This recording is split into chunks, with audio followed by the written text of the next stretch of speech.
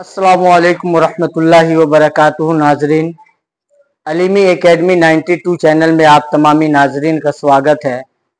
उम्मीद करता हूं कि आप तमामी नाजरीन बखैर आफियत होंगे। मैं आपका भाई मोहम्मद शराफत हुसैन कादरी आज के इस लेटेस्ट वीडियो में एक नया चैप्टर लेकर के मैं हाजिर हो गया हूं। साथियों, हम अभी पढ़ रहे हैं गज़लियात की दुनिया में हम सफ़र कर रहे हैं।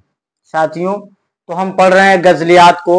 हमने पहले मुबारक अजीमाबादी को पढ़ा, उसके बाद हमने एक और शायर को मुबारक अजीमाबादी, उसके बाद हमने एक और शायर को पढ़ा था। उसके बाद आज जो हम पढ़ने वाले हैं वो हसन नईम की गज़लियात पढ़ने वाले हैं। हसन नईम साहब की गज़लियात आज हम पढ़ने वाले हैं। साथियों, हसन नईम साहब की दो गज़लें हमारे पास है, वो उन दोनों गज़लों को आपके बीच रखता हूं। दो गज़ल है नाजरीन, तो उस गज़ल को हम पढ़ेंगे। सबसे पहले हम जान लेते हैं हसन नईम साहब के बारे में, क्योंकि बिहार बोर्ड का ये तरीका रहा है कि हमेशा से क्वेश्चन उस राइटर के बारे में पूछ लिया जाता है जिस राइटर ने कुछ लिखा भी हो, उस राइटर के बारे में जरूर पूछा जाता है। तो आज हम हसन नईम साहब के बारे में पढ़ने जा रहे हैं। सुनिए नाजरीन, तो मैं आपको बता दूं, ये अदबी दुनिया में या शेरी दुनिया में हसन नईम के नाम से मशहूर थे, लेकिन इनका असल नाम सैयद हसन था। इनका असल नाम सैयद हसन था। इनकी पैदाइश 6 जनवरी 1924 को पटना में हुई। हसन नईम साहब की पैदाइश 6 जनवरी 1924 को पटना में हुई। साथियों, और देख लेते हैं हसन नईम साहब की कुछ अंदरूनी जानकारी है जो आमतौर से लोगों तक नहीं पहुंचती है। लोग अपना दुख दर्द खुद ही सॉल्व करने की कोशिश करते हैं। तो हसन नईम साहब की जो अंदर की जानकारी है, अंदरूनी जानकारी, वो थोड़ी सी आपके बिहार बोर्ड की दरक्षा उर्दू में दिया हुआ है, जिसको मैंने चुन करके आपके बीच रख दिया है। सुनिए, हसन नईम साहब को देख लीजिए। तो हसन नईम साहब हुकूमत हिंद के वजारत खारजा से वाबस्ता थे। विदेश मंत्री या फॉरेन मिनिस्टर कह सकते हैं। इस ओहदे से आप वाबस्ता थे। बाद में वो इस ओहदे से सुबुकदोश हो गए। सुबुकदोश नहीं, बल्कि उन्होंने रिजाइन कर दिया था।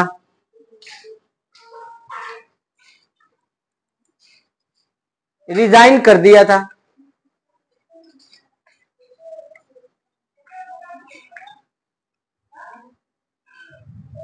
वो बाद में चल करके वजारत खारजा, इस ओहदे को इन्होंने रिजाइन किया। तो जैसे ही इन्होंने रिजाइन किया ना, तो इनकी मुलाजमत खत्म होने के बाद इनकी माली हालत खराब होती गई। वैसे ये थे बहुत ही अमीर कबीर आदमी, रईस, जमीनों जायदाद, बेशुमार जमीनों जायदाद के ये मालिक थे।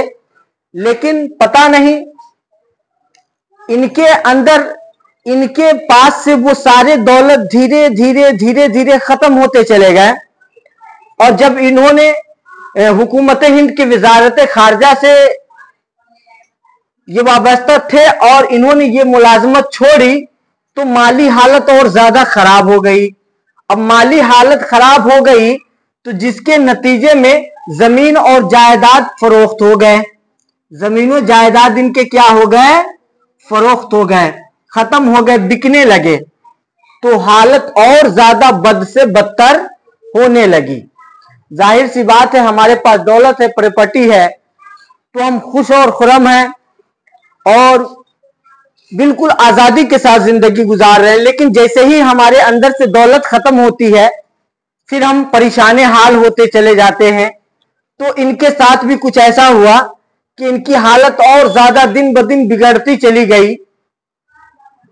उसके बाद देखिए, गालिब इंस्टीट्यूट दिल्ली के अंदर है, उसके ये डायरेक्टर भी रहे, लेकिन ये डायरेक्टरी भी ज्यादा दिन तक नहीं रही।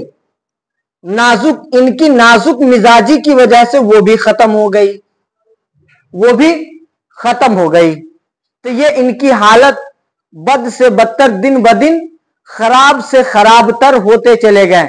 ये और ज्यादा गरीब से गरीब होते चले गए, मोहताज से मोहताज होते चले गए। और आगे देख लीजिए, कुछ इनके अंदरूनी ही जिंदगी से है कि इनकी जो शुरुआती शायरी हुई थी, वो शुरुआती शायरी इन्होंने फसीहुद्दीन बल्खी से सीख करके की थी। इब्तदाई शायरी जो सिखाया था वो फसीहुद्दीन बल्खी ने इन्हें सिखाया था। उसके बाद और आगे बढ़े तो दूसरे बुजुर्ग शायरों ने भी इनकी क्या की, हौसला अफजाई की। जो कुछ और भी बड़े बड़े रेंज के शायर थे, उन लोगों ने भी इनकी हौसला अफजाई की, इनके हौसला को बढ़ाया।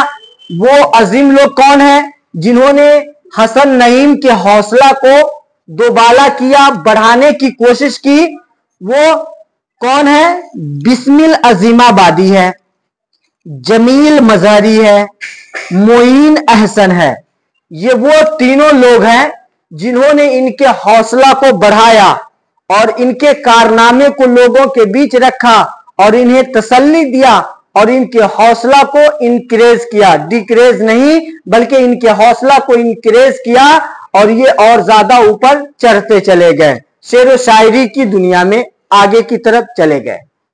देखिए, इनके गजल और इनकी शेर व शायरी पढ़ने के बाद ये महसूस होता है कि ये मोमिन शायर और गालिब शायर इन दोनों से बहुत ज्यादा प्रभावित थे। मोमिन और गालिब से बहुत ज्यादा मुतासिर यानी इंप्रेस थे और बहुत ज्यादा प्रभावित थे। यानी इनके गजलियात में और इनके शेर व शायरी में इन दोनों का रंग कुछ ज्यादा देखने को मिलता था।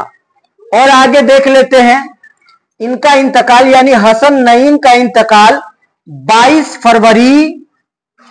फरवरी 1991 को हुआ। 22 फरवरी 1991 ईस्वी को इनका इंतकाल हो गया।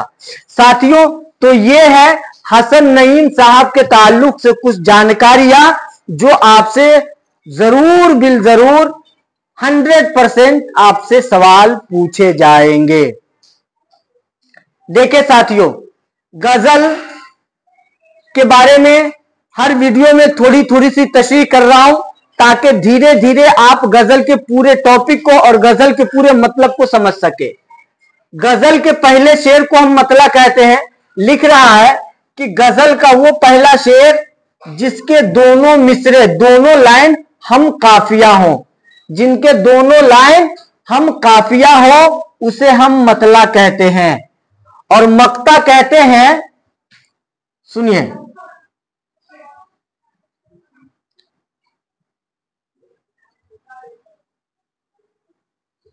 गजल के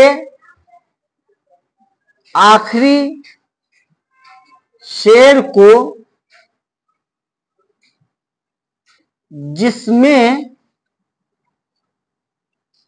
शायर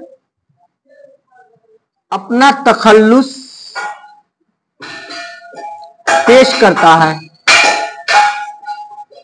उसे हम मक्ता कहते हैं, उसे हम मक्ता कहते हैं। तो मतला और मक्ता का मतलब सुने। मतला कहते गजल का वो पहला शेर जिसके दोनों मिसरे हम काफिया हो, और मक्ता बोलते हैं गजल के वो आखिरी शेर के जिसमें शायर अपना तखल्लुस पेश करता है, हम उसे मक्ता कहते हैं साथियों, हम उसे मक्ता कहते हैं साथियों। तो अभी आपने सुना मतला और मक्ता के बारे में, और अभी आप जानकारी ये लेंगे कि गजल दो तरह के होते हैं। गजल दो तरह के होते हैं, आप सुनिए।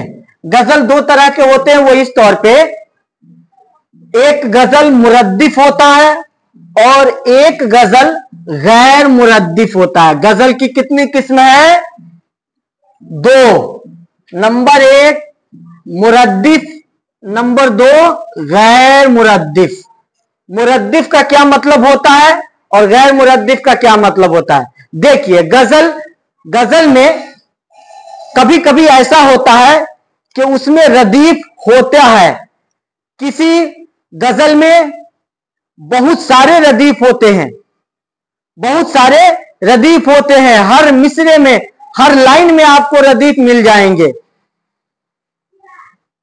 लेकिन जो गैर मुरद्दिफ है वो उसके अंदर रदीफ, उस गजल के अंदर रदीफ देखने को नहीं मिलता। तो जिस गजल के अंदर रदीफ देखने को न मिले वो गजल गैर मुरद्दिफ है, और जिस गजल के अंदर रदीफ मौजूद हो तो उसे मुरद्दिफ कहते हैं। साथियों, उम्मीद करता हूं कि ये जानकारी आपको समझ में आई होंगी। आइए हम देखते हैं हसन नईम की जो दो गजल है उसमें से पहले गजल को देखते हैं। उस पहले गजल, वो पहला गजल 5 अशार पे मुश्तमिल है। पहले गजल में 5 अशार है। पहले गजल 5 अशार पे मुश्तमिल है, और जो दूसरा गजल है, दूसरे गजल में 7 अशार हैं। पहले में 5 और दूसरे में 7 है। साथियों, देख लेते हैं पहले गजल में क्या बयान किया गया है। पहले गजल में बताया गया है कि पहले गजल में मायूसी और महरूमी की एहसास को बताया गया है, जाहिर किया गया है। और ये गजल, पहले गजल को पढ़ करके ये महसूस भी होता है कि इसके अंदर शायर की महरूमी, मायूसी के एहसास की झलक मिलती है। दूसरी तरफ आप देखें, दूसरे मिसरे में, दूसरे शेर में शायर ये कहता नजर आता है कि सैकड़ों बरसों के बाद भी मेरा दीवानापन दिल वालों को याद दिलाता है। लेकिन मेरी लोगों को जो याद है, लोग मुझे याद करते हैं, मेरी नेक नामी की वजह से मुझे याद नहीं करते, बल्कि लोग मुझे जो याद करते हैं वो याद करने की वजह बदनामियां है। यानी लोग मेरी शोहरत जो है वो अच्छाई से नहीं है, बल्कि जो मेरी शोहरत है वो मेरी शोहरत बुराई से है। लोग बुराई से मेरे नाम को लेते हैं। तो देख लेते हैं पहले गजल को, जिस गजल में शायर की महरूमी को बताया गया है, देख लेते हैं वो गजल को। वो गजल क्या है सुनिए। 5 अशार का ये गजल, जिसमें कह रहा है कि कल्बो जामे हुस्न की गहराइयां रह जाएगी।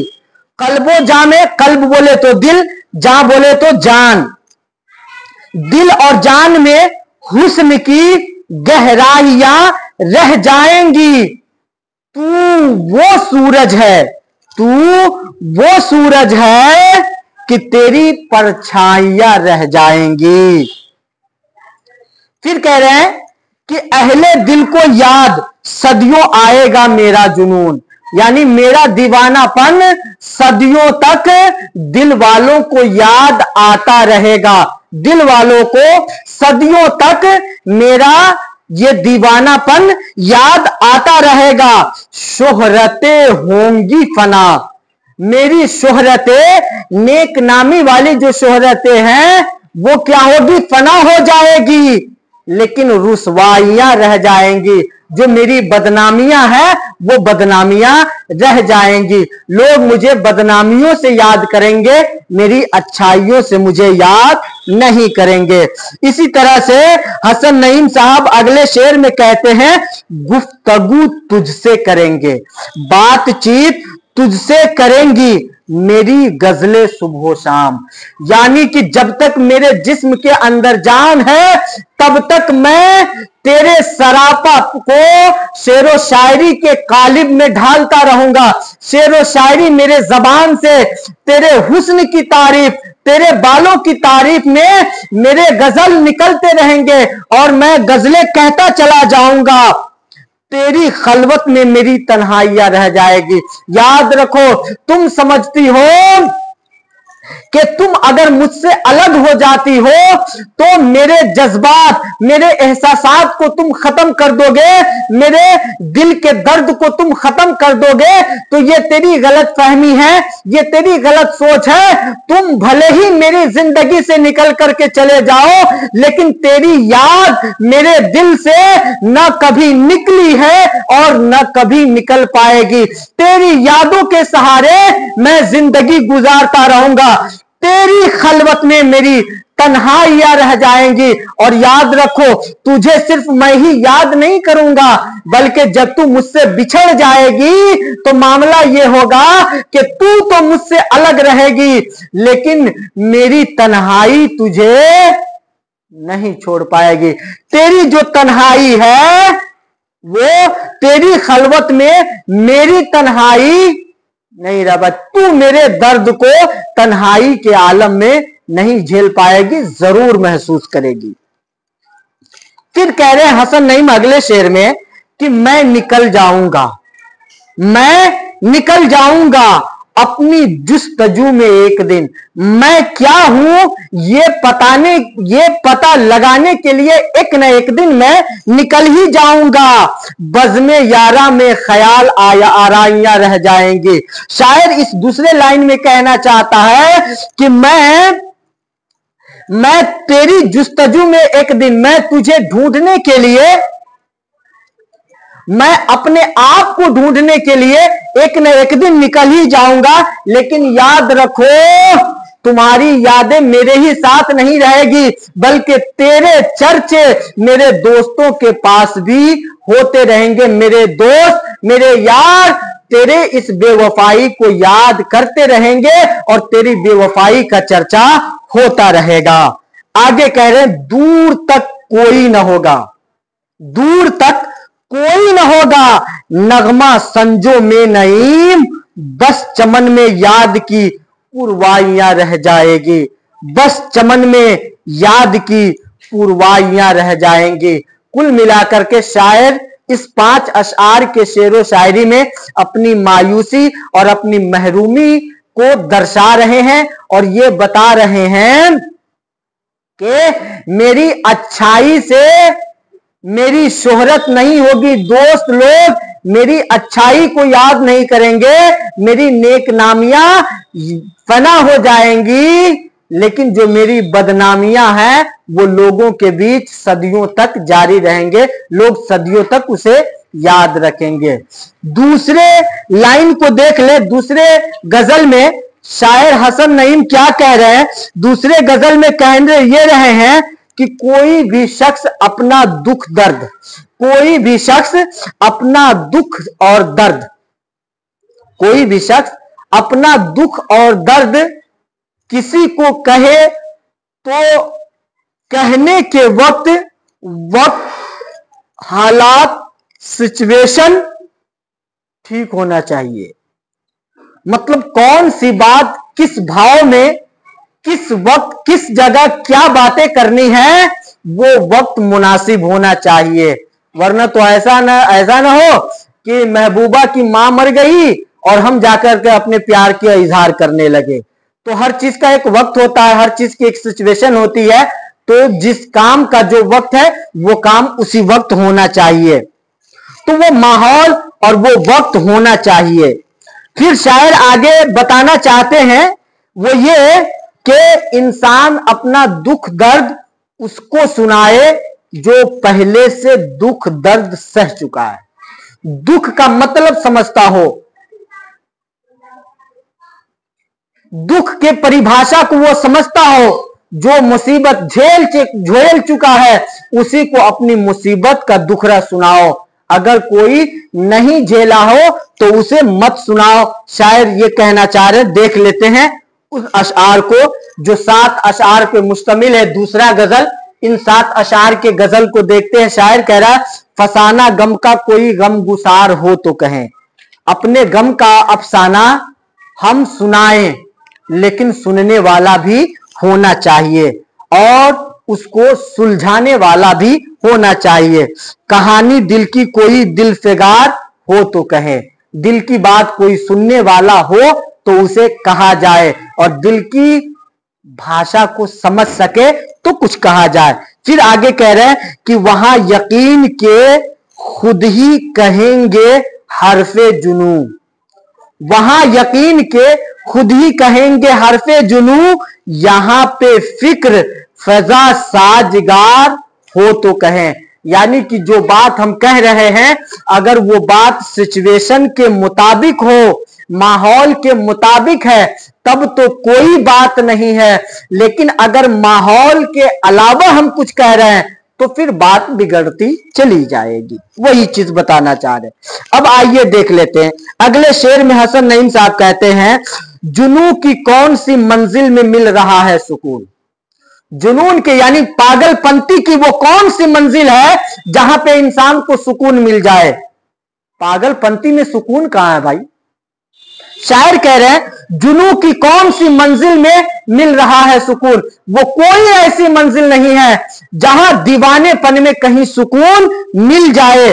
फिर आगे कहते हमारी तरह कोई बेकरार हो तो कहे, कोई दर्द का मारा हमारी तरह, हमारे तरह दीवानेपन में कोई पागल हो तो हम उसको कुछ कहें, लेकिन हमें कोई ऐसा नहीं मिलता। फिर आगे कह रहे कहे फसाने हिजरा, कहे फसाने हिजरा बरबते जिक्रे वफा, किसी का अब न तुम्हें इंतजार हो तो कहें, किसी का अब न तुम्हें इंतजार हो तो कहे। कह रहे हैं इस शेर में सुनिए, कह रहे हैं फसाने हिजरा का मतलब होता है जुदाई का अफसाना। जुदाई का अफसाना वफा के जिक्र के रब्त से कहें। अपने जुदाई का अफसाना कोई सुनने के काबिल हो और उस गुत्थी को सुलझाने के काबिल हो तो हम उससे कहें किसी का अब न तुम्हें इंतजार हो तो कहो। अगर तुम किसी को कह देते हो कोई राज की बात और तुम ये सोचते हो कि वो किसी को ना कहे और तुम इस इंतजार में रहो कि जिसको उसने कहा है वो मुझसे आकर कहे, तो ऐसा नहीं होगा। जब एक बात दूसरे के कान में जाएगी वो बात फैलते फैलते दूर तक चली जाएगी। ये शायर हसन नईम इस मिसरा में बताना चाहते। इसी में छेड़ा न हमने फसाना शबे गम, इसीलिए वक्त मुनासिब नहीं था, माहौल ठीक ठाक नहीं था, इसीलिए हमने अपने गम की रात के अफसाने यानी कि अपने गम के अफसाने इसी वजह से मैंने नहीं छेड़ा कि उनकी शाम भी कुछ सोगवार हो तो कहे, उसकी शाम सोगवार हो तो कहें। फिर आगे कहते हैं वो मुस्कुराए के बरहम हुए गुजारिश पर, मेरी गुजारिश पे, मेरे प्रपोज करने पे वो मुस्कुराए या फिर गुस्सा हुए जो अपनी आंखों पे कुछ एतबार हो तो कहे। पता नहीं मैंने जो बात कही उस बात पे वो राजी हुई या उस बात पे वो गुस्सा हुई। मेरी अपने इन आंखों की बसीरत पे, इन आंख के देखे हुए बात पे खुद पे ही भरोसा नहीं है तो हम क्या कहें। कहानी दौरे जुनू की कहें तो किससे नईम, पागलपंती के दौर की कहानी कहें तो किससे कहे नईम, पागलपंती के दिनों के हाल नईम किससे कहे, जहां में हमसा कोई गमशार हो तो कहे। इस आखिरी लाइन में जो शायर कह रहा है, कहने का मतलब यह है कि दीवानापन के जमाने की कहानी किससे कहे, दीवानापन के जमाने की कहानी किससे कहे। इस दुनिया में अगर कोई हमारे जैसा गम का मारा हो या गम का समझने वाला हो तो हम उसे कह दे। यहीं पे हमारा ये 5 अशआर का पहला गजल और 7 अशआर का दूसरा गजल मुकम्मल होता है। तो साथियों देख लेते हैं कुछ सवालों जवाब को। उम्मीद करता हूं कि ये बातें आपको समझ में आ गई होंगी। आप इसके हवाले से सवाल पूछे जा रहे हैं, जवाब आपको मिलेंगे। सुनिए, हसन नईम की पैदाइश कहां हुई? हसन नईम की पैदाइश पटना में हुई। कब नहीं पूछा जा रहा, कहां हुई, इसलिए पटना में हुई। हसन नईम का इंतकाल कब और कहां हुआ? तो साथियों बता दूं, हसन नईम का इंतकाल 22 फरवरी को हुआ था। हसन नईम का इंतकाल 22 फरवरी को हुआ था। 22 फरवरी को जो हुआ था वो मुंबई में हुआ था। मुंबई में हुआ था। 22 फरवरी 1991 को बम्बई कहिए या मुंबई कहिए या बम्बई कहिए, वहीं इनका इंतकाल हुआ था। अब तीसरा शेर देख लेते। तीसरा सवाल, हसन नईम किस मुलाजमत से मुस्ताफी हुए? यानी किस मुलाजमत से ये क्या हुए, मुस्ताफी हुए? तो वो वजारत खारजा था। वजारत खारजा यानी कि फॉरेन मिनिस्ट्री से ये मुस्ताफी हुए। हसन नईम किस इदारा में डायरेक्टर के ओहदा पर मामूल हुए? तो गालिब इंस्टीट्यूट, ये देखें, गालिब इंस्टीट्यूट दिल्ली के डायरेक्टरी के ओहदे से ये क्या हुए, सुबुकदोश हुए या मुस्ताफी हुए? ओहदे पर मामूर थे, तो इस डायरेक्टरी के ओहदे पे ये मामूर थे। इस तरह करके साथियों हमारा आज का ये चैप्टर कंप्लीट होता है। उम्मीद करता हूं कि आपको ये वीडियो समझ में आई होंगी। अगर आपको वीडियो समझ में आया हो तो आप इस वीडियो को लाइक करें, शेयर करें और अपने साथियों को जो इस चैनल से अभी तक नहीं जुड़े हैं उनको इस चैनल से जोड़ने की कोशिश करें, क्योंकि ये प्लेटफॉर्म वो प्लेटफॉर्म है कि जब तक आप कामयाब नहीं होते तब तक आपके साथ साथ चलने वाला चैनल है। आपके हर दुख, आपके हर सवालात के जवाब के लिए हमेशा आपकी खिदमत के लिए हाजिर है। इसलिए इस चैनल से सभी को जोड़ने की कोशिश करें और जो लोग चैनल को सब्सक्राइब नहीं किए हैं वो अलीमी एकेडमी 92 चैनल को सब्सक्राइब कर दें और बेल आइकन दबाना ना भूले। वो इसलिए बेल आइकन आप दबाना ना भूले कि हर रोज आने वाली वीडियो सबसे पहले आप तक पहुंच जाएगी। इसलिए साथियों आज की वीडियो में बस इतने ही। उम्मीद करता हूं कि सारी चीजें समझ में आ गई होंगी।